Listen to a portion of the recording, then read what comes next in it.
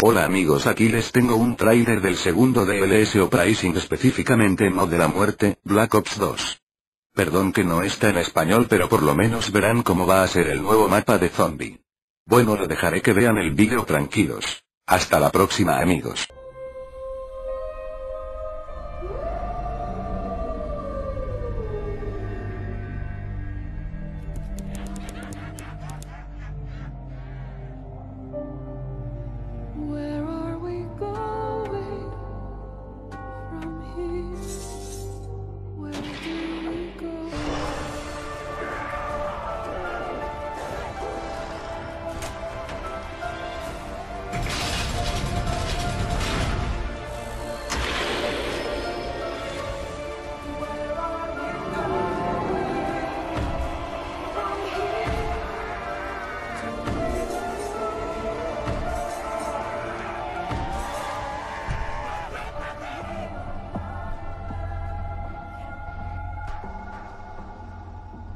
It was a challenge to try and capture something as iconic as Alcatraz.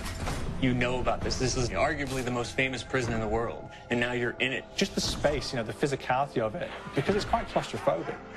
When modern-day prisons are designed, they really consider not intimidating people or making the spaces, as least stressful as possible. Well, Alcatraz didn't suffer from those restrictions. They did the research, they went out, studied Alcatraz, not just from books or internet. They were actually there to feel the environment, so it really sets a mood that gets you a little spooked. Well, we kind of started with the base layout of Alcatraz. The entire island we ended up roughing out in kind of a white box form, and then figuring out what play spaces we wanted to use out of that, what would be the most interesting areas to play in, and the connections between spaces, and spaces that the public doesn't necessarily get to go into.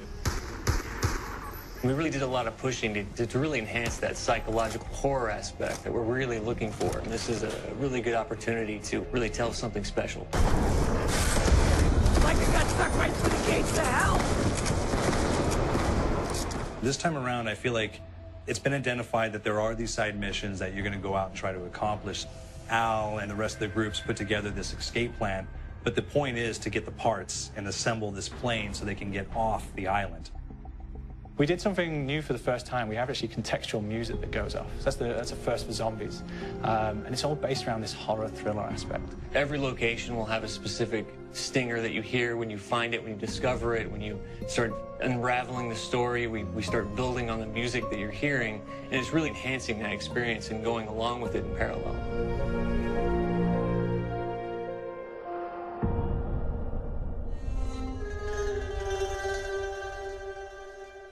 Because we wanted to embrace this kind of horror thriller element, we wanted character actors, guys who could really embody someone and then convey emotion. So that's why we went for guys like Ray Liotta, getting in that kind of guy, we wanted a frantic nature. So he plays a character called Billy Handsome, who's this kind of psychopath who would be employed by the mob to kill people in interesting ways. Chaz Palminteri, he plays a guy called Sal DeLuca, an old mob boss. Michael Madsen playing Finn O'Leary. He's kind of worked himself from the floor, from the streets. He's got his hands dirty and the blood in the guts a couple of times. And then we had Joe Pantoliano, and he plays Arthur Arlington, who's nicknamed the Weasel. Those guys, they bring a quality and a subtlety and timing that you can't really identify or try to recreate. Bring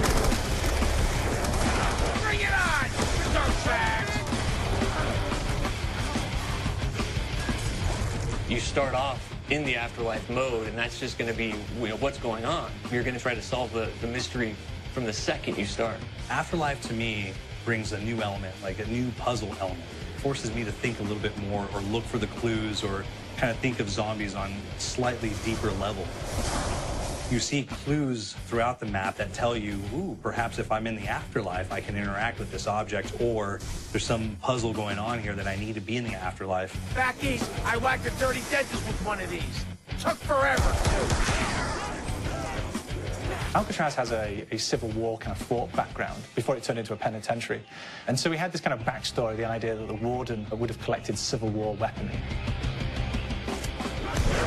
One of them is a blundergat. It's a fictional weapon, but the idea of the combination between a blunderbuss and a Gatling gun.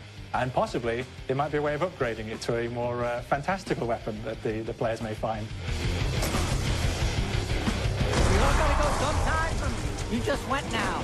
There's one main zombie, one big zombie that's going to come through and wreak havoc on your life. He'll lock down the perk machine, he'll close down the box, so you have to pay to get that open again. So you don't want him to interfere with your process. Now's a good time to pick a fight. It's a fun challenge. It keeps things moving forward. In terms of perks, we have a new perk called Electric Cherry. When you reload, it gives a shock around, which scales over time. Who's asking for it, greaseball? There's so much to experience in this map. Every time I play it, there's a new tactic to take, a new experience, a new objective to go for. But there's also this layer of things that we aren't exactly exposing to the players right off the bat and will need to be discovered. Don't let me go. Is it the calling we hear?